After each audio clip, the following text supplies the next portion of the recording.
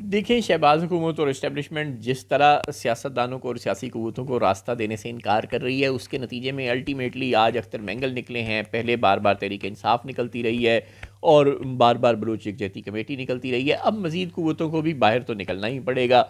چاہے وہ محمود اچکزئی ہوں، چاہے وہ مولانا فضل الرحمان ہوں، اور چاہے وہ منظور پشتین اور اس کے ساتھی ہوں، چاہے وہ وکلا ہوں، چاہے وہ سول سوسائٹی کے لوگ ہوں، ایونچولی تو ان سب کو نکلنا پڑے گا، اور ان سب کی قوت اس وقت بڑھے گی اور یہ حکومت کو کچھ بیک فٹ پر دھکیلنے میں، اسٹیبلشمنٹ کو بیک فٹ پر دھکیلنے میں اس وقت کامیاب ہوں گے جب یہ سب کو لوگ مل کر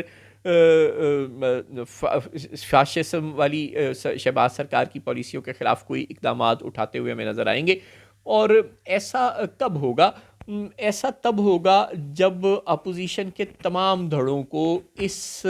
احتجاجی تحریک میں کوئی اٹریکشن محسوس ہوگی۔ اس احتجاجی تحریک میں جن قوتوں کے پاس سب سے زیادہ اسٹریٹ پاور ہے ان کا نام ہے تحریک انصاف اور مولانا فضل الرحمان، اور ان کے بعد اگر کسی کے پاس اس سسٹم کو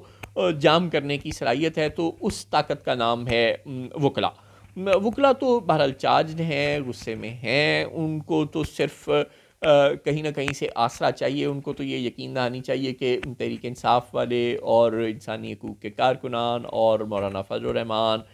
جن لوگوں کے پاس زیادہ اسٹریٹ پاور ہے، وہ ایک دفعہ سڑکوں پہ نکلیں تو پھر وہ وکلا بھی ان کو کہ دیکھا دیکھی ہلا شیری ڈالنے کے لیے سڑکوں پر نکل ہی آئیں گے۔ لیکن اصل مسئلہ ہے کہ تحریک انصاف کو تو ایسے احتجاجوں کے نتیجے میں اپنے مینڈیٹ کی واپسی، 26ویں آئینی ترمیم کا خاتمہ، اور اپنی مخصوص نشستوں کی واپسی، اپنے لیڈران اور اسیران کے لیے رہائی جیسے بہت سے فوائد ہو ہی سکتے ہیں، لہذا وہ تو کسی بھی وقت احتجاج کرنے کے لیے تیار رہتی ہے۔ مولانا کے پاس کوئی اچھی آفر یا اچھا ایڈوانٹیج اب تک موجود نہیں تھا۔ باخبر صحافتی ذرائع کے مطابق اب تحریک انصاف نے مولانا کو وہی آفر دے دی ہے جو کسی زمانے میں نون لیگ اور پیپلز پارٹی نے دی تھی، مگر وہ پھر اس آفر سے رجوع کر لیا تھا انہوں نے، یعنی نون لیگ نے بہت بار آفر دی مولانا کو کہ ہم آپ کو صدر پاکستان بنا دیں گے، لیکن پھر وہ صدر پاکستان انہوں نے نہ بنایا اور آصف زرداری کو بنوا لیا۔ تو اب باخبر صحافتی ذرائع کا یہ دعویٰ ہے کہ مولانا فضل الرحمان کو تحریک انصاف والوں نے آفر کر دی ہے کہ اگر آپ ہمارے ساتھ مل کر احتجاجوں کا سلسلہ شروع کرتے ہیں سرکار کے خلاف تو ہم آپ کو صدر پاکستان کے لیے نامزد کریں گے۔ تحریک انصاف آپ کو صدر پاکستان کے عہدے کے لیے نامزد کرے گی موجودہ سیٹ اپ کی چھٹی کرانے کے بعد۔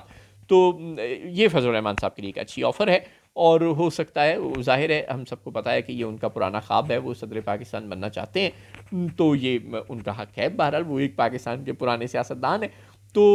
اب وہ اس آفر کو کب ایکسیپٹ کرتے